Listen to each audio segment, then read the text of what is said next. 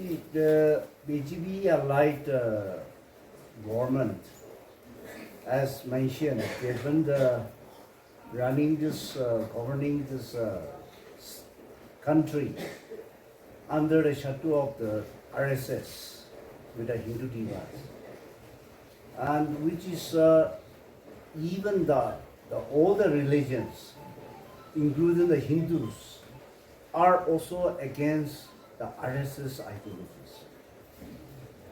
Now, slowly, systematically, they are trying to dislodge and then disrupt the constitutions of India by imposing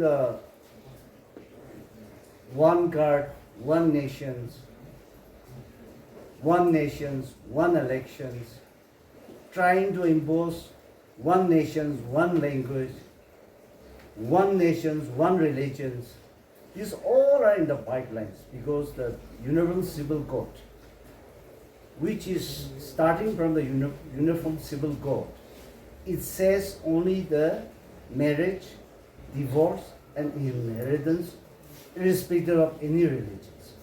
But when it says the Uniform Civil Code, citing about 3-4 points, it covers, and that is the starting point where it's affecting the Constitution of India. And that's why one country, one election has come forward. And when he said the Uniform Civil Code specifically mentioning in the religion, the latest the Parliament Act, that also they have started touching the religions now.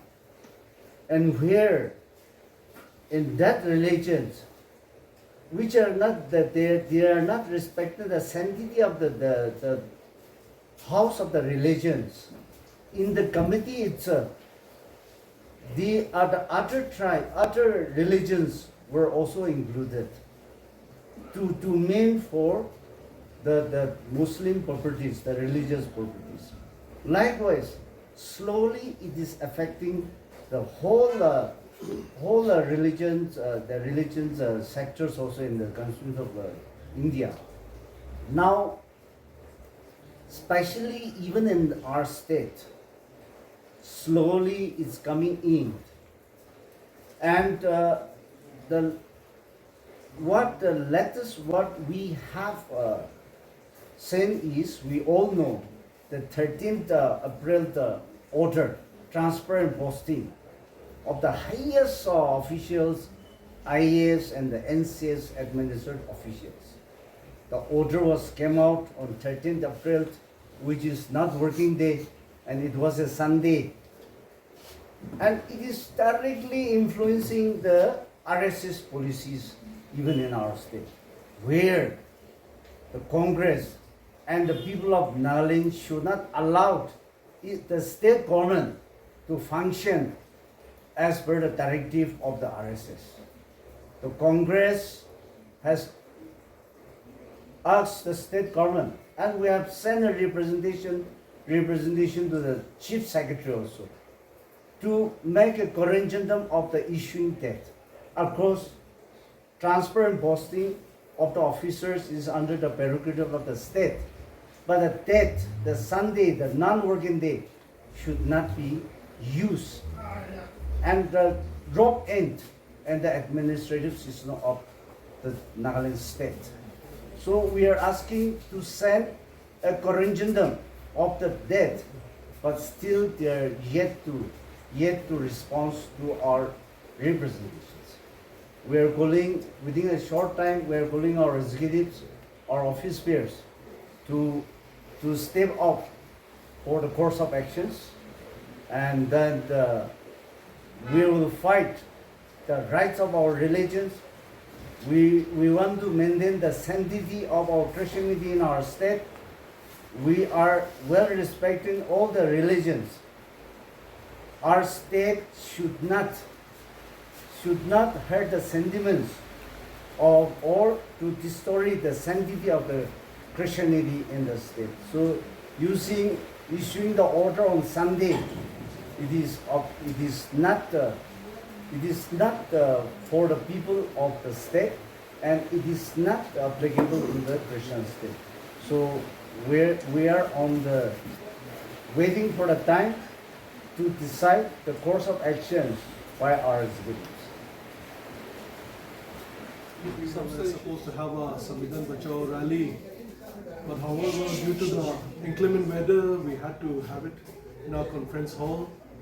And then after this, we are seated here to address the press.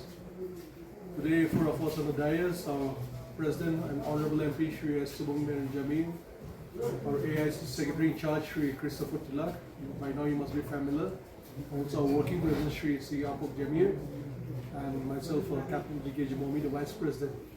So, to start off with our PC, I would request our Secretary in Charge to kindly take the mic.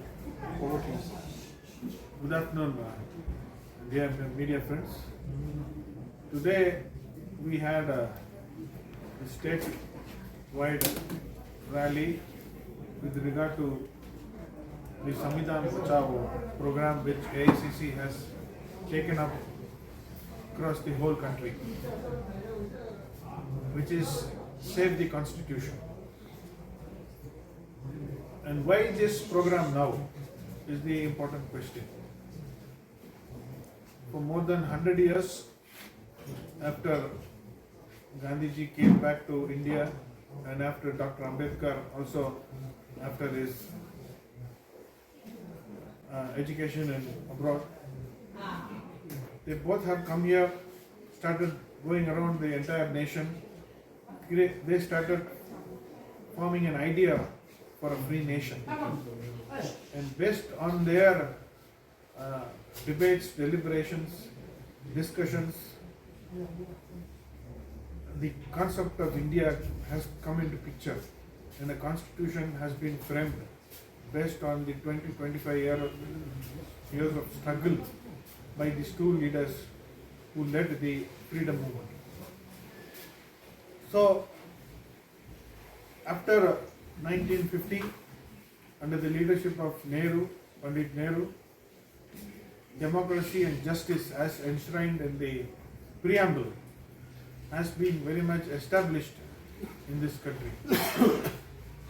If we take the case of our neighboring countries like Pakistan, Bangladesh, Sri Lanka and many other countries, which also got freedom just 1 or 2 years before or after India, we can observe that democracy has not been very well established over there. So, this Samvidhan Bachao is basically, this program, this Safe Constitution program is basically to educate the youngsters, educate the voters of India about the evolution of this constitution, the rights which are enshrined in the constitution, and the legacy of Congress party which has saved this constitution all these years. And why now we talk about saving the constitution is because there is a great threat to the constitution by the BJP, which is completely led by, ideologically led by the RSS. RSS, as we all know, was started around in 1925, and their main agenda was basically to form the Hindu Rashtra based on Manu. And they have never been part of the freedom struggle, and they always have, in one way or other, been trying to align with the Britishers to further their agenda. So, today, BJP in the last 10 years has violated the constitution to the maximum possible, all the democratic institutions, and today, in the name of President rule, the Home Minister is directly handling this state. And as far as Nagaland is concerned and many other northeastern states are concerned, the constitution rights, the constitution violations are enormous. So in this background, it is important for us to re-educate and to agitate and to mobilize people around this concept of saving the constitution. Today we had our PCC president, who is also the member of the parliament, and the working president, along with our vice president we all had our meeting few minutes before, and in the forthcoming 1 or 2 months, we are planning to take this agitation to the district level, to the assembly level, and we will try to educate the voter with our door-to-door campaign in whichever assembly is possible. So this is our agenda for today. Today is because of the fact that the present scenario which we are confronted with is a direct infringement of the Constitution of India. And Congress party is very much aware and very much seized of this very serious consequences that we may have in the coming days. Therefore, this Samvidhan Bachao is also a movement which is to create awareness among our citizens to show how the Constitution and the very tenet of the Constitution is being diluted and has been, taken away brick by brick. And that is very much evident from the activities that we see today in the country. The enforcement ED,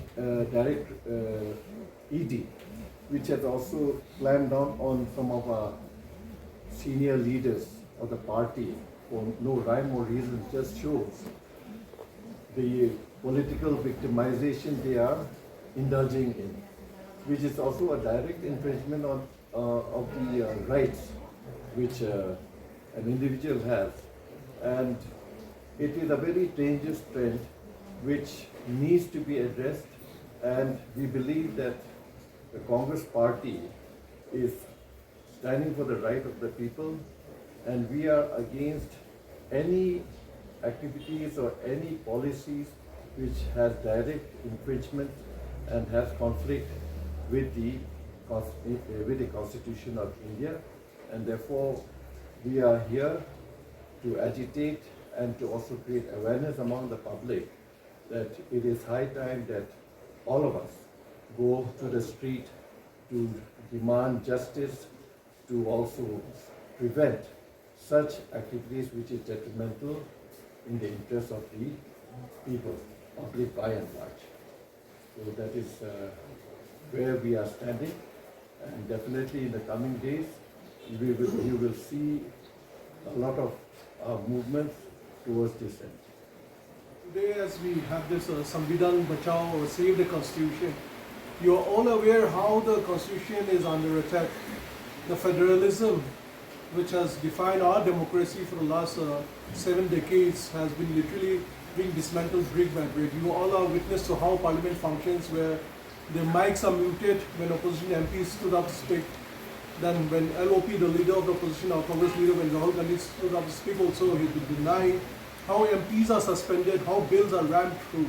That is how the Constitution, the federalism, how the uniformity, how the conformity is being brought to subscribe to a particular ideology and agenda is being thrust upon us. This is nothing but it's a subverting, it's a dismantling of the Constitution that has given India as a democracy for the last 7 decades. Today, you are all aware that a week back, the BJP all across the country and also in Nagaland was celebrating Ambedkar Divas, where the catchline was ignored by Congress, honored by BJP. But let me tell you, Dr. B.R. Ambedkar, despite all his differences with Congress leaders like Mahatma Gandhi and Nehru, is the chief architect of the Indian Constitution, which has given us this federalism, which has defined India as a union of states. The BJP RSS today has a problem with India being called a union of states. They are dismantling the very concept of cooperative federalism, and that is their way of honoring Ambedkar here. So to say that it was the Congress ignored Ambedkar and they're honoring Ambedkar, it's a fallacy. Rather, the BJP is honoring Ambedkar legacy by dismantling the very basis of what Ambedkar has created. This I want to make it clear to the people of Nagaland not to fall for the cheap propaganda of being ignored and being honored. That's, it's a ridiculous political propaganda to its very bottom. So that I will